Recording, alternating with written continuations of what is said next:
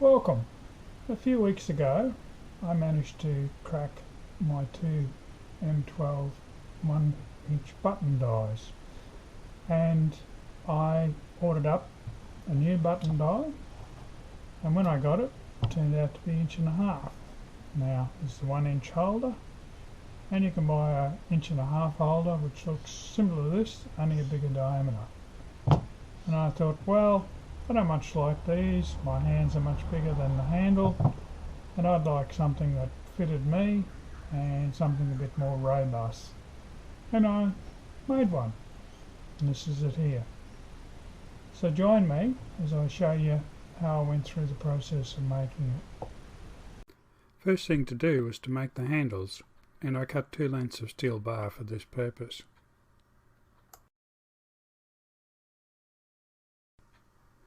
I am making each of the handles in turn. Here I've chucked up the first one, facing and centre drilling one end.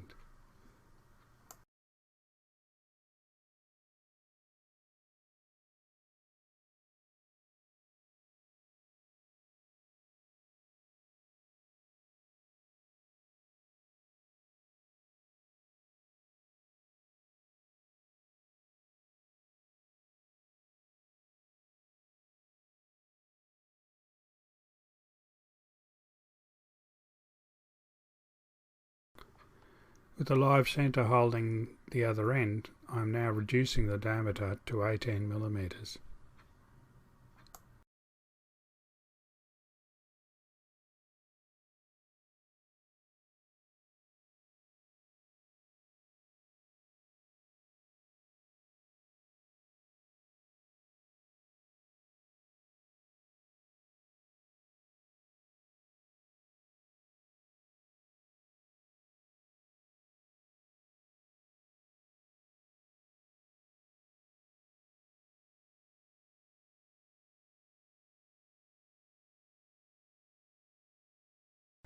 With the diameter reduced to 18 millimeters, I am now knurling one end to give a diamond pattern.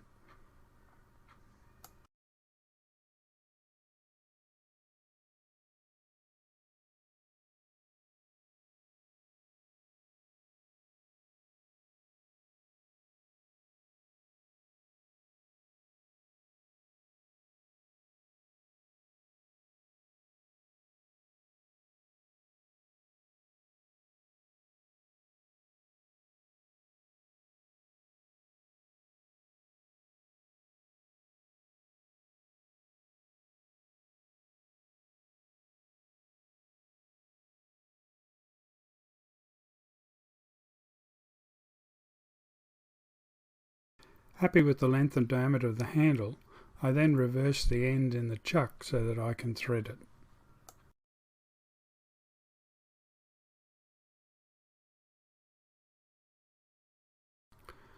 I will be using a 1/2 inch British Standard Whitworth thread, and here I am machining the end down to the major diameter of 1/2 inch.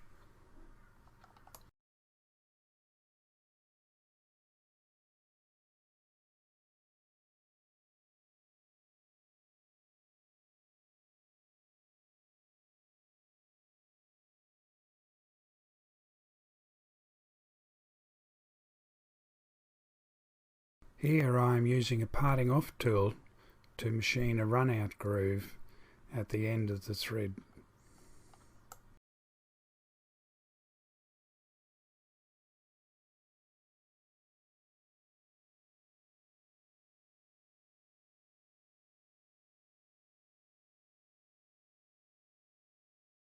Then it is on to cutting the thread. I'm doing this using a ceramic insert.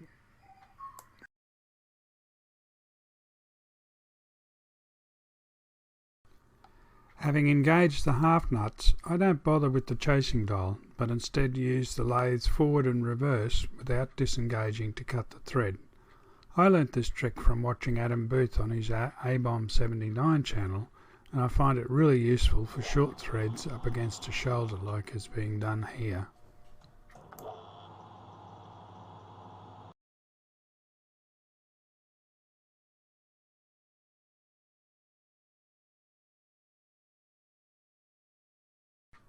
Happy with the handle, I will then make a second one as a copy of the first.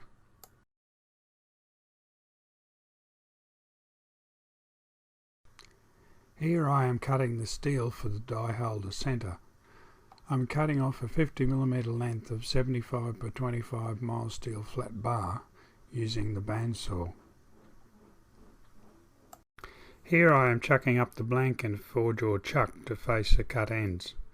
I apologise for the video being a bit blurry at this stage. I got a speck of cutting oil on the camera lens which is causing this.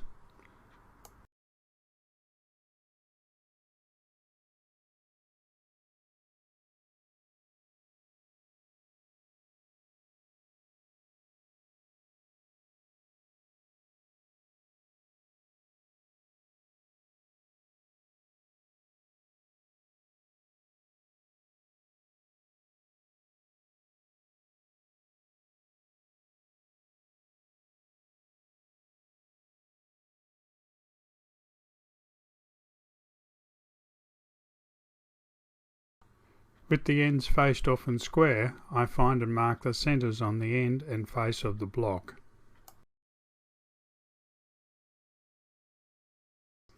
I then chuck up the block with the marked end facing out. I use the live centre as the reference point to line up the mark.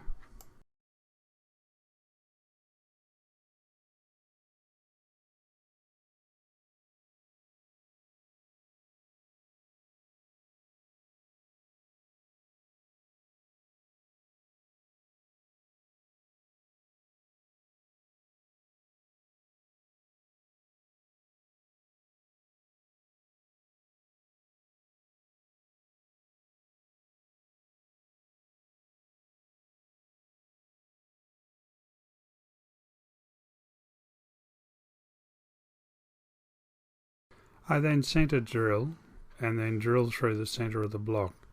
This hole will be threaded to take the two handles for the die holder.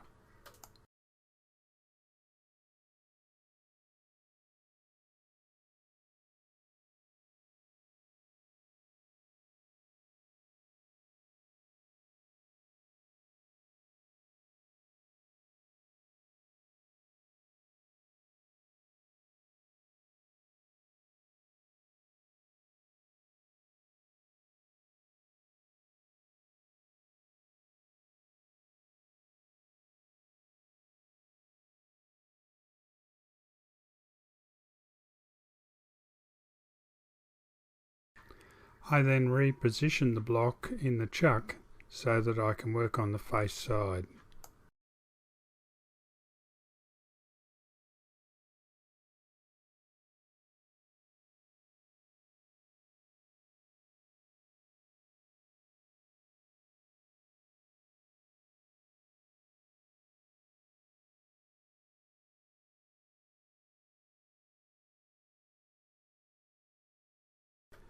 Having centred the block and the chuck, I then centre drill and successively drill the centre out to a 22mm diameter hole. This size allows for the largest 1.5" button die threads, which go up to 20mm. Here I have swapped to a boring bar, which I will use to produce a stepped hole to suit the 1.5" button die.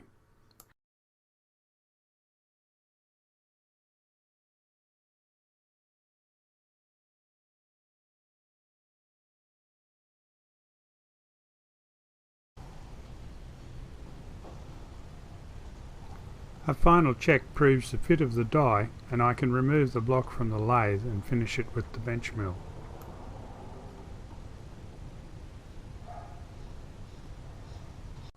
Off camera, I have threaded the holes for the handles and now drill the holes for the set or grub screws that would hold the die in place.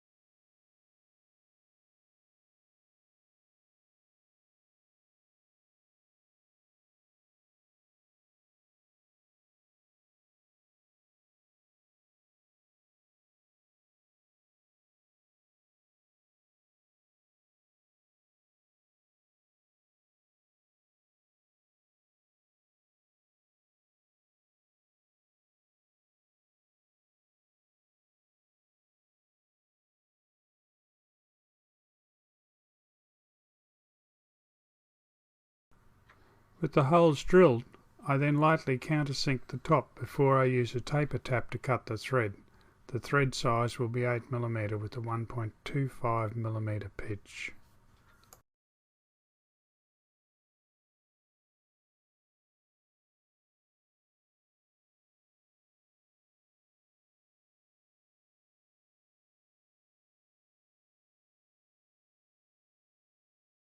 Now that all the holes have been done, I use a 20mm end mill to bevel the sides of the holder to give an overall compressed octagon shape. I have marked out the lines on the face of the holder to form the shape and use a rule to ensure the line is parallel to the machine vise, and then align the bottom of the end mill with that line. I use 3 passes of the end mill across the holder block to cut the bevel. By cutting across the block, the forces are perpendicular to the relatively immovable jaws of the machine vise. This is preferable to cutting along the block, where clamping pressure would be the only force preventing the block from moving.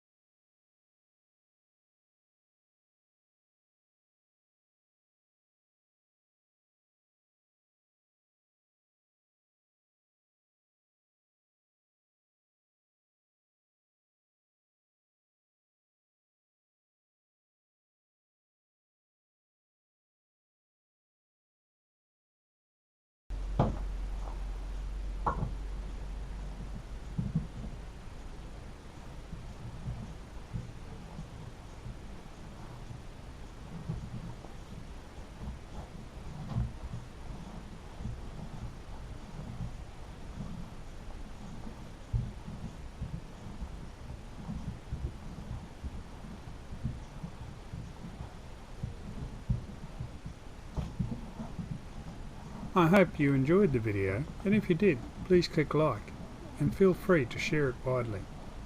Thank you.